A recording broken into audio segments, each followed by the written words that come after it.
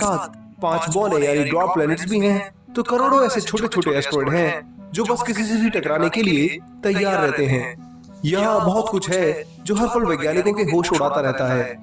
Mercury से लेकर Pluto तक तो आप जानते ही हैं कि सोलर सिस्टम में क्या है, पर जैसे ही हम प्लूटो के बाहर निकलते हैं तो हमारा सामना एक ऐसी सच्चाई से होता है जिसके बारे में हम सोच भी नहीं सकते हैं। सोलर सिस्टम के सारे रहस्य इसी हिस्से से शुरू होते हैं जो पिछले 500 सालों से वैज्ञानिकों के होश उड़ाते रहे हैं। यहाँ ड्वार्फ प्लैनेट से लेकर कॉमेट्स और कुछ ऐसे एस्ट्रॉइड हैं जो अरबों सालों से सौरमंडल में भटक रहे हैं। इन्हीं में से एक ऐसा ग्रह भी है जो पिछले 16 सालों से नासा, ऐसा और हर स्पेस साइंटिस्ट के लिए बहुत बड़ा रहस्य बना हुआ है। ये ऐसा ग्रह है जो 11,000 सालों में सूर्य की एक परिक्रमा करता है और इसकी जो दूरी है वो सन और प्लूटो की दूरी से भी कई गुना ज्यादा है। ये बोरा ग्रह इतना दूर है कि इस पर हम फिलहाल अपने समय में किसी भी तरह का कोई स्पेस प्रोब भी नहीं भेज सकते हैं। नमस्कार दोस्तों, स्वागत है आपका साइमित के इस वीडियो में, जिसमें हम आज जाने वाले हैं सोलर सिस्टम के उस सबसे दूर और सबसे रहस्यमयी पिंड पर जो करना कितना मुश्किल रहा होगा। माइक ने जैसे ही इस ऑब्जेक्ट को देखा तो उन्होंने इसे सैडना नाम दे दिया।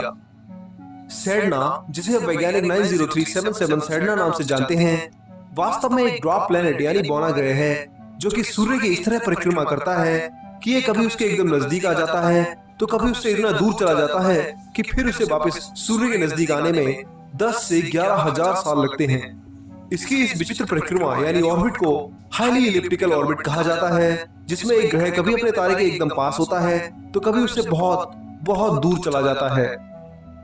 सोलर सिस्टम में प्लूटो का भाई कहा जाने वाला सैडना जब सूर्य के पास होता है तो उसकी दूरी हमसे 76 एस्ट्रोनॉमिकल यूनिट होती है, यानी कि पृथ्वी और सूर्य की जो दूरी है उससे 76 गुना दूर, जो कि करीब 11 अरब किलोमीटर बनती है। ये इतना दूर है कि इसकी इस दूरी को अगर वॉयेजर 1 की 17 किलोमीटर पर सेकंड की रफ्तार से तय किया जाए तो करीब 21 साल का समय आपको सैडना तक पहुंचने में ही लग जाएगा। पर यह तो कुछ भी नहीं है। जब सैडना ऑर्बिट करते समय सूर्य से बहुत दूर होता है तो उसकी दूरी सूर्य से करीब 937 एस्ट्रोनॉमिकल यूनिट होती है, यानी कि करीब 140 अरब किलोमीटर दूर। अगर इस पर कोई वॉयेजर जैसा प्रोब भेजा जाए तो उसे यहाँ पहुंचने में ही कम से कम 260 साल लग जाएंगे।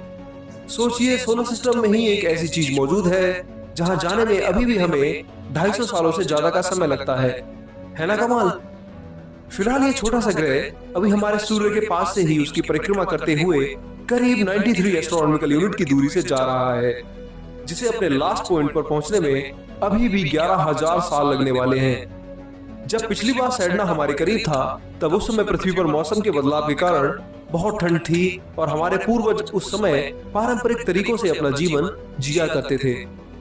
अगली बार जब सैडना हमारे नजदीक आएगा और हम उसकी सटीक पिक्चर ले पाएंगे तो उस समय हमारी पृथ्वी पर साल 13,019 चल रहा होगा, यानी करीब 11,000 साल भविष्य में। उस समय शायद हमारी मानव सभ्यता टाइप 2 सिविलाइजेशन बनने के लिए अपना पहला कदम रख चुकी होगी। सैडना का सफर अभी खत्म नहीं हुआ है। अभी आप और मैं एंटीमैटर इंजन से चलने वाले एक हाइपोथेटिकल स्पेसशिप में बैठकर इस छोटे से ऑब्जेक्ट पर जाने वाले हैं और वहां जाकर के देखेंगे कि वहां से हमारा सूर्य, पृथ्वी और दूसरे ग्रह कैसे दिखाई देंगे और तब हमारे साथ क्या क्या होगा जब हम इसकी सतह पर पहली बार लैंड करेंगे।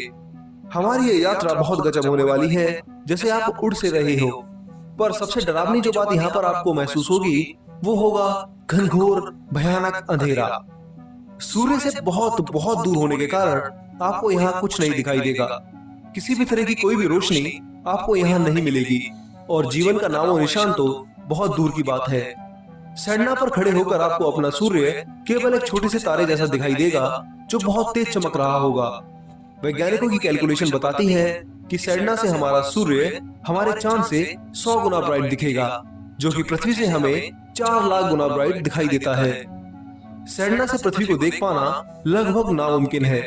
केवल एक शक्तिशाली टेलीस्कोप से ही आप यहाँ से पृथ्वी को देख सकते हो। भले ही सैडना हमारे सौरमंडल का सबसे दूर खोजा गया एक प्लेनेट हो, पर यह भी हमारे सोलर सिस्टम की अंतिम सीमा में नहीं आता है।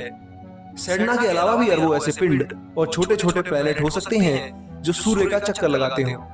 सैडना सोलर सिस्टम के जिस हिस्से में आता है उसे वैज्ञानिक इनर ऑर्ट क्लाउड कहते हैं। यानी कि ये ऑड क्लाउड के अंदरूनी घेरे के अंदर आता है, जो कि कुइपर बेल्ट के बाद हमारे सोलर सिस्टम का सबसे बड़ा हिस्सा है।